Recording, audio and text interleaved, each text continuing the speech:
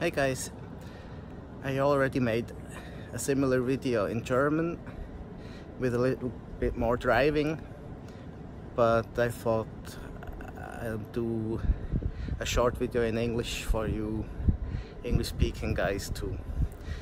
It's about why the Hyundai Kona is the better car than the Tesla Model 3. First and quite important point is the hatch. I can get my dog in here, and this is very important to me. Then you can open and close the door without any special instructions. The charge port is where it belongs, in the front, and of course it's not locked to a walled garden. It has CCS.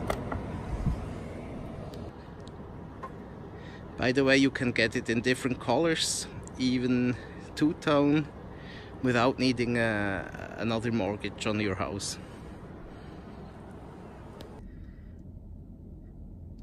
It also sports a head-up display, which by the way is much better visible than it seems here on camera,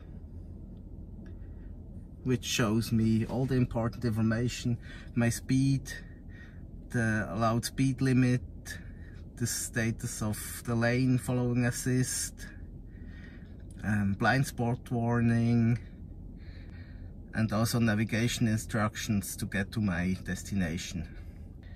But of course I also have an instrument cluster in plain view with different styles for different driving modes.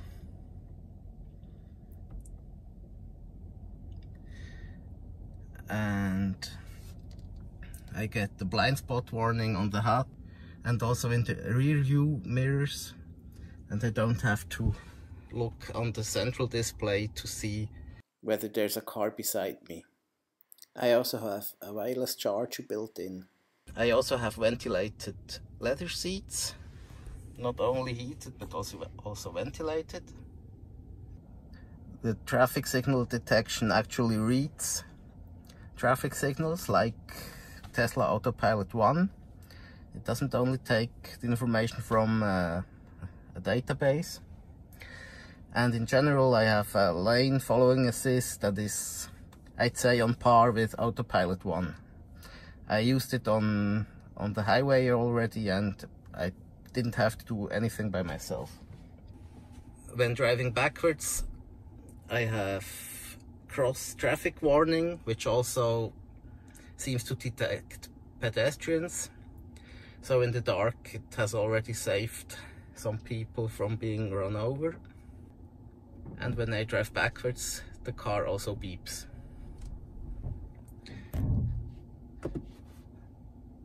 I also already have the pedestrian warning sound that will be mandatory soon.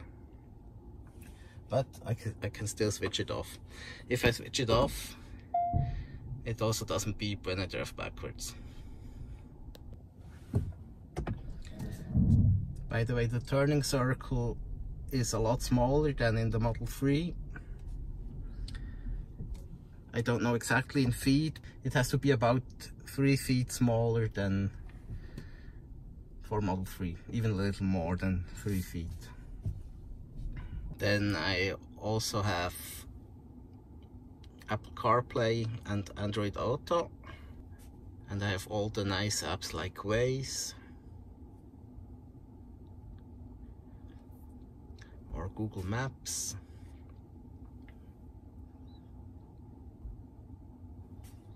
Isn't this Tesla feeling?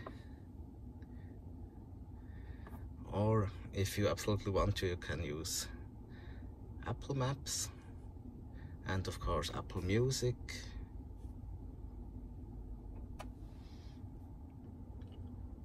Then the Kona has actual heat pump for heating, so it's a lot more efficient there than the Model 3. It also has buttons for the most important features. You can blindly change your temperature, you can switch on your wipers without going into a menu. Heated steering wheels just one press away. Ventilated seats or heated seats are just one press away. I also have two pedals for regenerative braking. I can decrease or increase the level of regenerative braking. And it also has auto regenerative braking. So for example, if I set it to coast, so it doesn't have any regenerative braking, if I follow a car and the car in front of me slows down and I let go of the gas pedal to slow down, the car will use a regenerative braking anyway because it detects the car in front of me. It also supports a high level of regenerative braking. I'm pretty sure it can use regenerative braking up to a full 150 kilowatts. And you can use the left pedal to use regenerative braking to a standstill. But it also uses regenerative braking when you hit the brakes. So even if you have regenerative braking set to coasting, when you hit the brake, you don't use the mechanical brake, but the regenerative braking first. And it's also possible to charge the battery to 100% every day without damaging it. There seems to be enough gross capacity, so there's a buffer. You never really change to 100%. And Hyundai even suggests you charge to 100% if you don't use the car for a prolonged time, so it apparently doesn't have any disadvantage. But you can still change the maximum charge level independently for AC and DC charging. So just to make sure, I only charge to 70% in everyday use because I just don't need more.